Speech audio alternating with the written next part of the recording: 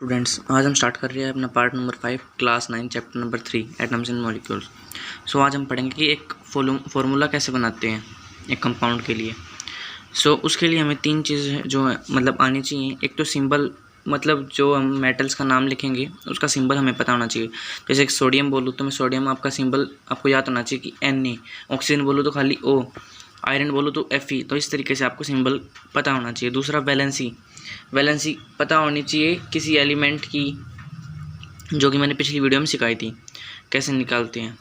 और उसके बाद हमें तीसरा काम क्या करना है, उसको क्रॉस मल्टीप्लाई करना है जब उनकी लिख के। जैसे कि इधर लिख रखा है सोडियम ऑक्साइड, सो सोडियम इधर लिखा, ऑक्सीजन लिखा, उनकी वैलेंसी लिखी और क्रॉस मल्टीप्लाई कर दी। देखो मैं बना के दिखाता हूँ आपको।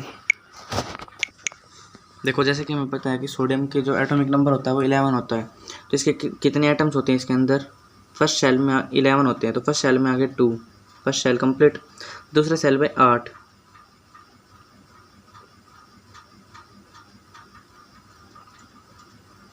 हो गए 8, ये 2 वे 10 और एक जो है इसमें आ गया। तो इसकी वैलेंसी कितनी होगी?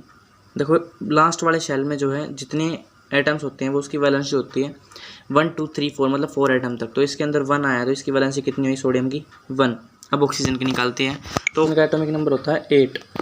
सो 2 इधर आ गई और 6 इस लास्ट वाली में आ गई,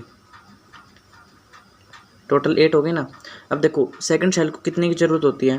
8 की होती है। इसके अंदर 6 हैं, तो मैंने क्या बताया था, जब 5 6 7 और 8 एटम हो तो क्या करना है, 8 में से माइनस करना है। तो इसके अंदर कितने हैं? अब 6 हैं, तो 8 - 6 = 2।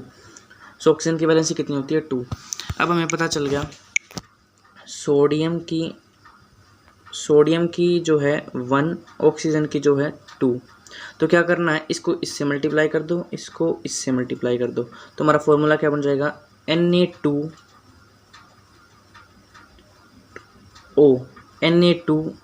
ये हमारा फॉर्मूला बन जाएगा सोडियम ऑक्साइड। ठीक है, इस तरीके से हमें फॉर्मूले बनाने होते हैं। एक चीज़ आपको मेन मतलब याद रखनी है कि जो मेटल्स होता है वो हमेशा आगे आएगा और जो नॉन मेटल होता है वो पीछे आएगा। इधर जो सोडियम है वो मेटल है, ऑक्सीजन जो है वो नॉन मेटल है। तो हमारा फॉर्मूला क्या हो जाएगा? Na2O। Na को 2 से मल्टीप्लाई कर दिया ऑक्सीजन की वैलेंसी के साथ और ऑक्सीजन को सोडियम की वैलेंसी के साथ। सो फॉर्मूला बन गया Na2। उसी तरीके से देखो ये AlCl3 है और ये सोडियम ऑक्साइड है, तो इनके भी आपको मैं दिखा देता हूँ वैलेंसी कैसे निकालती है। सबसे पहले एल्यूमिनियम की एटम होते हैं इसके अंदर 13। देखो 1 2 3 4 5 6 7 8 9 10। सेकंड वाले में 8 हो गए, पूरा ये कंप्लीट हो गया। इसमें 2 हो गए, तो 8 और 2 10 और 1 2 3। तो अब देखो लास्ट वाले सेल में कितने आए हैं, ये तो इसका तो काम कंप्लीट हो गया, इसका भी कंप्लीट हो गया। लास्ट वाले सेल में जो है 3 है, तो 3 एटम है, तो इसकी वैलेंसी हुई 3। अब देखो सल्फर की वैलेंसी कितनी है? सल्फर का एटॉमिक नंबर क्या होता है? सल्फर का एटॉमिक नंबर होता है 16। सो इसकी वैलेंसी कितनी होगी? देखो बनाते हैं, वही है, उसी तरीके से आपको बनाना है।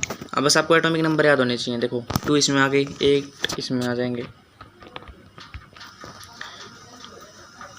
8 और 2 10 11 12 13 14 15 16। सो लास्ट वाले सेल में कितने आए? 6।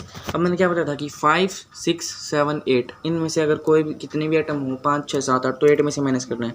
अब बाहर आए 6, तो 8 में से 6 माइनस करेंगे तो कितनी हो जाएगा? 2। सो इसकी वैलेंसी कितनी हुई? 2। अब क्या बचेगा? सोडियम की मैंने बताई थी, सोडियम की वैलेंसी होती है 1, अभी मैंने बताई, और सल्फर की वैलेंसी होती है 2, अभी जो बताया था।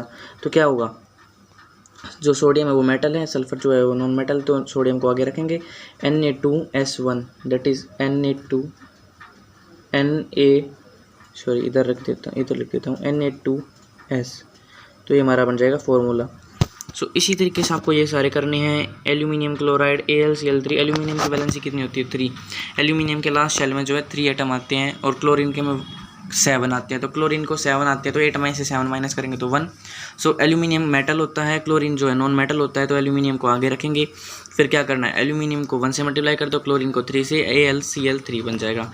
ऐसे ही मैग्नीशियम ऑक्साइड का है देखो OH जो है कोई एलिमेंट नहीं होता। OH क्या है, ऑक्सीजन और हाइड्रोजन को जब हम मिलाएंगे, अब हमें पता है ऑक्सीजन को 2 एटम की ज़रूरत होती है, ऑक्सीजन को 2 एटम की ज़रूरत होती है ना, अभी जो हमें निकाला था अभी वैलेंसी में, और हाइड्रोजन को 1, मतलब हाइड्रोजन या तो 1 एटम देगा या फिर 1 एटम लेगा, क्योंकि उसके पास 1 एटम होता है, उसको स्टेबल होने के लिए 2 एटम की ज़रूरत होती है। तो या तो वो 1 एटम को दे देगा, 0 एटम हो जाएंगे, या फिर 1 एटम ले लेगा तो 2 हो जाएंगे, फर्स्ट शेल कंप्लीट हो जाएगा। तो इधर क्या हुआ, ऑक्सीजन ने ना हाइड्रोजन के साथ बॉन्ड बना लिया, मतलब ऑक्सीजन को 2 एटम की ज़रूरत थी, हाइड्रोजन को 1 देना था, तो हाइड्रोजन ने 1 दे दिया, ऑक्सीजन को 2 चाहिए थे, अब ऑक्सीजन को कितना चाहिए 1, क्योंकि 1 उसे हाइड्रोजन से मिल गया। सो इसकी वैलेंसी कितनी आ जाएगी 1, और मैग्नीशियम की तो 2 होती है, आप अगर इसकी वैलेंसी निकालोगे तो सो बन जाएगा MgOH2, Mg को 1 से, OH को 2 से मल्टीप्लाई करेंगे तो MgOH2। ये हमारा हो गया फॉर्मूला कॉन्सेप्ट क्लियर।